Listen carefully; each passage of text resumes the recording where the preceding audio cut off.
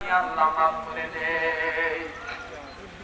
শুধু এই পর্যন্তই নয়, বাহলুল চলে গেলেন, এবার নদীর কিনারায় গিয়ে দাঁড়াইলেন। বাদশা হারুনুর রশিদ আর তার স্ত্রী সুবাইদা এই দুইজন একদিন ঘুরতে ঘুরতে ওই নদীর কিনারায় চলে গেলেন। নদীর কিনারায় যাবার পর এবার দেখে বাহলুল বসে বসে ঘর আসতে করে ঘর বানায়। এবার বাচ্চা ডাক দিয়া বলল, ও বাহলুল, তুমি এখানে কিসের ঘর বানাও? এই ঘরটা কিসের আমি জানতে চাই। এবার বাহলুল ডাক দিয়া বললেন, এই ঘরটা যে দেখতেছেন এটা আমি জান্নাত বানাইলাম, বালাখানা বানাইলাম। এবার ডাক দিয়া বলল, বাচ্চা হারুনুর রশিদ ডাক দিয়া বলে, তুমি দুনিয়ার জমিনে কি পাগলামি করতেছো? এই তুমি হাত দিয়া তুমি একটা লাকড়ি দিয়া ঘর বানাইলা, আর এই ঘরটাকে তুমি জান্নাতের বাগান বলো, জান্নাতের বালাখানা বলো। কেমনে বলো জানতে চাই? কয় না না না, এই বালাখানা বিক্রি হবে যদি কোনো ব্যক্তি এই বালাখানাটা কিনে নেয়। এই বালাখানাটা কিনে নেবার পর যেই বান্দাটার কাছে এই বালাখানার চাবি থাকবে, ওই ব্যক্তিটা কাল কিয়ামতের ময়দানে এই জান্নাতের ভিতরে প্রবেশ করবে। সুবহানাল্লাহ। এবার ডাক দিয়া বললেন, এই বালাখানাটা কোন বালাখানা জানতে চাই? ডাক দিয়া বলল, জান্নাতুল ফিরদাউসের মধ্যে সবথেকে বড় জান্নাত, যেই জান্নাতটা পাবে দুনিয়ার সবথেকে বড় আল্লাহওয়ালা যারা, তারা এই জান্নাতটা পাবে। আর তুমি যদি জান্নাত ক্রয় করে নাও তাহলে তুমি এই জান্নাতটা নিয়ে যেতে পারো। এবার বাচ্চা হারুনুর রশিদ হাসে আর বলে, খলিফা বাচ্চা হারুনুর রশিদ হাসে আর বলে, পাগলে কি বলে? এই হাতের আকৃতি দেওয়া জান্নাত কিভাবে একটা মানুষকে জান্নাতে নিতে পারে? এসে উড়ায় দেবার পর নিলেন না, জান্নাত ক্রয় করলেন না। ডাক দিয়া বললেন, এই জান্নাতের মূল্য কত? ওই সময়ের 1 আনা মূল্য দিয়েছিল। এবার বাদশা হারুনুর রশিদের স্ত্রী মা বোনেরা কতটা আল্লাহওয়ালা হয়, মা বোনেরা সরল বিশ্বাসী হয়, মা বোনেরা সহজে একজন মানুষকে বিশ্বাস করে ফেলে। এবার বাদশা হারুনুর রশিদের স্ত্রী সুবাইদা ডাক দিয়ে বললেন, এ বাহলুল, তুমি ওই ঘরটা আমাকে দাও, জান্নাতটা আমি ক্রয় করতে চাই, জান্নাতটা আমাকে দিয়ে দাও। জান্নাতের চাবি কেমনে নিব? এবার ডাক দিয়ে বলল, আমার 1 আনা আমাকে দিয়ে দাও। 1 আনা যদি আমাকে দিয়ে দাও তাহলে তোমার জান্নাতের চাবি আমি তোমাকে বুঝা দিব। এবার ডাক দিয়ে বললেন, ঠিক আছে, তোমাকে আমি তোমার জান্নাতের চাবি বুঝাইবো। এবার 1 আনা স্বামীর কিনারা থেকে নিয়ে স্ত্রী ক্রয় করে নিলেন।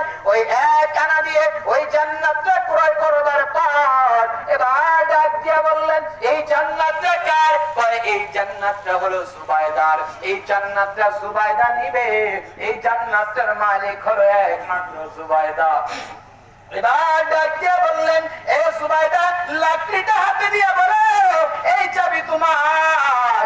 এবার বাদশা হারুনুর রশিদ এসে দিয়া বললেন, স্ত্রী গো, দেখো একটা লাকড়ি নাকি জান্নাতের চাবি, তুমিও বিশ্বাসের সাথে কেমনে করে এই চাবিটা হাতের মধ্যে লইলা? এবার ডাক দিয়া বলল, ঠিক আছে, চলো নিজেদের বাড়িতে চলে যাই। গন্তব্যস্থলে চলে গেলেন। গন্তব্যস্থলে চলে যাবার পর বাদশা হারুনুর রশিদ ঘুমিয়ে গেলেন। বাদশা হারুনুর রশিদের স্ত্রী ঘুমিয়ে গেলেন। স্বপ্ন যুগে থেকে সংক্ষেপে বলতেছি। বাদশা হারুনুর রশিদ স্বপ্নে দেখে উনি মারা গেছে, কিয়ামত কায়েম হয়ে গেছে। কায়েম হয়ে যাবার পর যখন নাকি জান্নাত জাহান্নাম আল্লাহ ভাগ করে দিলেন, বাদশা হারুনুর রশিদকে যখন নাকি এক কিনারার দিকে দাঁড়াইতে বললেন, গিয়া দেখে দূরের মধ্যে সুন্দর একটি জান্নাত দেখা যায়, যে জান্নাতের উপরের মধ্যে লেখা সুবাইদা। সুবহানাল্লাহ। ওই জান্নাতের উপরের মধ্যে লেখা দেখা যায় সুবাইদা, বাদশা হারুনুর রশিদের স্ত্রী। এবার বাদশা হারুনুর রশিদ দৌড়া গেলেন জান্নাতের কিনারায়, গিয়ে বললেন, ও জান্নাতের দারোয়ান, আমাকে আমার স্ত্রীর ঘরের চাবিটা দাও, আমি আমার স্ত্রীর ঘরের মধ্যে যেতে চাই, জান্নাতের মধ্যে যেতে চাই। এবার ডাক দিয়ে বললেন, না না না, দুনিয়ায় যদি ওই স্ত্রীর ঘরের মধ্যে স্বামী প্রবেশ করতে পারে,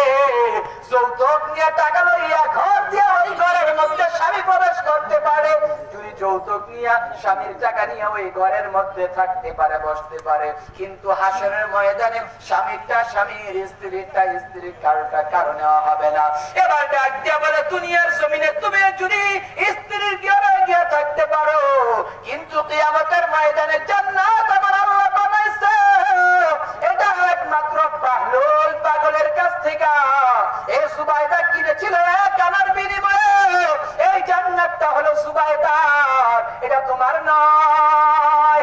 এটা সুবাইদা থাকবে, এটার ভিতরে সুবাইদা প্রবেশ করবে। এবার দরজার মধ্যে জোরে জোরে ধাক্কাধাক্কি করতে করতে সুবাইদা চেতন পেয়ে গেল। এদিক দিয়ে হারুনুর রশিদ চেতন পেয়ে গেল। চেতন পাওয়ার পর এক দৌড়ে নিজের রুম থেকে স্ত্রী কিনারায় চলে গেলেন। গিয়া ডাক দিয়ে বললেন, ও সুবাইদা, আমি জানতে চাই তুমি কি আমল করছো, যে আমলের কারণে আমার আল্লাহ হাসরের ময়দানে সব থেকে বড় জান্নাতটা তোমাকে দিয়েছে। তোমার জান্নাতের মধ্যে তোমার নামটা দেখতে পাইলাম। ও সুবাইদা, তোমার নামটা কেন জান্নাতের মধ্যে লেখা রয়েছে? এবার ডাক দিয়ে বলল, স্বামী, আমি তো সরল বিশ্বে কিনেছিলাম ওই বাহলুলের কিনারার থেকে আপনার কাছ থেকে এক আনা নিয়ে একটি ঘর কিনেছিলাম। ওই এক আনার বিনিময়ে ঘর কেনার পর সেই ঘর আমার আল্লাহ জান্নাত বানায় দিয়েছে। এবার বাদশা হারুনুর রশিদ দৌড়ে ওই বাহলুলের কিনারায় চলে গেছে। গিয়ে দেখে আজকে বাহলুল ঘর বানায়। এবার ডাক দিয়া বলে, বাহলুল কি করো? জান্নাতের মধ্যে ঘর বানায়, জান্নাতের মধ্যে ঘর বানাই বিক্রি হবে। এবার ডাক দিয়া বললো, আমাকে একটি ঘর দাও, জান্নাতের মধ্যে আমি একটি ঘর বানাইতে চাই, যে ঘরে আমি থাকবো। এবার ডাক দিয়া বললো, ঠিক আছে, তাহলে আমার মূল্য আমাকে বুঝা দাও। এবার ডাক দিয়া বললো, তোমার এই ঘরের মূল্য কত? তোমার রাজপ্রাসাদ যদি 5 বার বিক্রি করো তারপরে এই জান্নাতের মূল্য হবে না, কিন্তু তোমার রাজ্য সমস্ত কিছু যদি আমাকে বুঝা দাও তাহলে তোমাকে এই জান্নাতটা আমি দিতে পারি, না হয় তোমাকে এই জান্নাত আমি দিব না। সুবহানাল্লাহ। এবার ডাক দিয়ে বলল, কি বাহলুল, তুমি কি পাগল হয়ে গেছো? যে এক আনার বিনিময়ে আমার স্ত্রীর কাছে তুমি জান্নাত বিক্রি করলা, আর এখন তুমি ওই এক আনা নয় পুরা রাজ্যটা তুমি চাইতেছো আমার কাছে জান্নাতের বিনিময়ে। এবার ডাক দিয়ে বলে, ও বাদশা, আমি আল্লাহর পাগল, আমি দুনিয়ার কোনো পাগল নয়। আমি দুনিয়ার জমিনে কোনো মানুষের কিনারায় গিয়ে হাত বাড়াই না। আমি দুনিয়ার কোনো মানুষকে আমার দিকে আকৃষ্ট করতেও চাই না। আমি দুনিয়ার কোনো মানুষকে আমার দিকে আকৃষ্ট করতে চাই না। আমি দুনিয়ার কোনো মানুষকে বলি না যে আমাকে ভালোবাসো, আমি বড় আল্লাহওয়ালা, আমাকে পীর মানো, আমাকে উস্তাদ মানো। না না না, আমি কখনো এই কথা বলি নাই। এবার ডাক দিয়া বললো, তাহলে তুমি কি জন্য এত টাকা চাইলা? টাকা আমার জন্য চাই নাই, পয়সা আমার জন্য চাই নাই। তুমি জান্নাতটা ক্রয় যদি করতে চাও পুরা রাজ্যটা আমাকে দিয়ে দেওয়া লাগবে। এবার ডাক দিয়া বললেন, বাহলুল রে, যদি পুরা রাজ্য নয়, যদি আমার জীবনটা তুমি চাও, আমি রাজ্য সহ আমার জীবনটা দিয়ে হলো আজকের এই জান্নাতটা আমি ক্রয় করে নিব। সুবহানাল্লাহ, সুবহানাল্লাহ। এই জান্নাতটা আমি চাই, যেই জান্নাতটা আমার বড় প্রয়োজন, এই জান্নাত আমার লাগবে। এবার বাহলুল ডাক দিয়া বলল, তোমার স্ত্রী না জানিয়া জান্নাত ক্রয় করেছে, এই জন্য জান্নাতের মূল্য ছিল কম, আর তুমি জানিয়া জান্নাত নিতে চাইছো, এই জন্য তোমার কাছে জান্নাতের মূল্য হলো অনেক বেশি। এবার চাঁদবাসী মনে রাখো, তোমরাও তো জান্নাত চাও। ও যুবক ভাই, ও বৃদ্ধ বাবারা, ও জুয়ান ভাইরা, ও আমার বাবাজিরা, পায়ে হাত রেখে বলি, আজকের এই ঈদের দিন মনে রাখো, দুনিয়ার জমিন থেকে একদিন তোমাকে চলে যাওয়া লাগবে। আলেমদের সাথে হাত মিলাতে হবে এমন নয়, বড় পীরের সঙ্গে হাত মিলাতে হবে এমন নয়। যদি মায়ের সঙ্গে খারাপ আচরণ করে থাকো কোনদিন, আজকের ঈদের দিনের জন্য মায়ের পা দিয়ে সালাম করো আর বলো, মা, জীবনে যত অন্যায় করেছি, কষ্ট দিয়েছি, বাইক কেনার জন্য কষ্ট দিয়েছি, টাকার জন্য কষ্ট দিয়েছি, ঈদের মার্কেট করার জন্য গালমন্দ করেছি। ও মা গো, তুমি আমার জন্মদাতা মা, ও মা তুমি আমাকে মাফ করে দাও।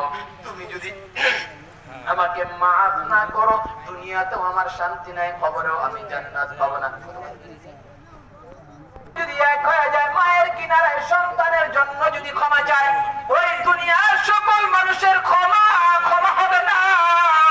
মা যদি ইচ্ছাকৃতভাবে সন্তানকে ক্ষমা না করে, সন্তান যদি মায়ের কাছ থেকে ক্ষমা না নেয়, কেউ ক্ষমা দিতে পারবে না।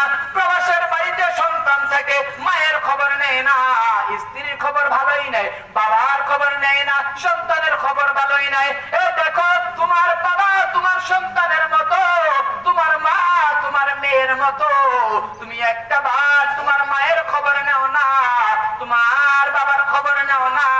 ঈদের মধ্যে স্ত্রীকে ডাক দিয়ে বলে, যাও যাও, বাবার জন্য একটা লুঙ্গি আর পাঞ্জাবি কিনবা, মায়ের জন্য একটা কাপড় কিনে আনবা। স্ত্রীকে দায়িত্ব দিয়ে দিল বাবার বাজার করবার জন্য, মায়ের বাজার করবার জন্য। বাবার মনে আশা ছিল, আমি এবার ঈদের মার্কেট আমার নাতিকে করে দিব, ছেলের বউকে করে দিব, কিন্তু না না না, এটা আর হলো না। প্রবাস জীবনটা কত কষ্টের। বিদেশের মধ্যে যারা থাকে, এই ঈদের দিন এলাকার মানুষকে, নিজের পরিবারের মানুষকে কতটা মিস করে, নতুন কাপড়টা পর্যন্ত পরতে পারে না, নিজে বড় আনন্দ করতে পারে না, নিজের জীবনটা ধূলিসাৎ হয়ে যায়। যার বাবা বিদেশের বাড়িতে রয়েছে, যার ভাই বিদেশের বাড়িতে রয়েছে, ওই প্রবাস জীবনটা এত কষ্টের। নিজের সন্তানের কথা চিন্তা করে সব টাকা বাড়িতে পাঠায় দেয়, নতুন কোনো কিছু কিনবার চিন্তাও বাবা করে না, নতুন ভালো কিছু খাবার চিন্তাও বাবা করে না। ফ্রিজের মাংস কিনা বাবা খায়,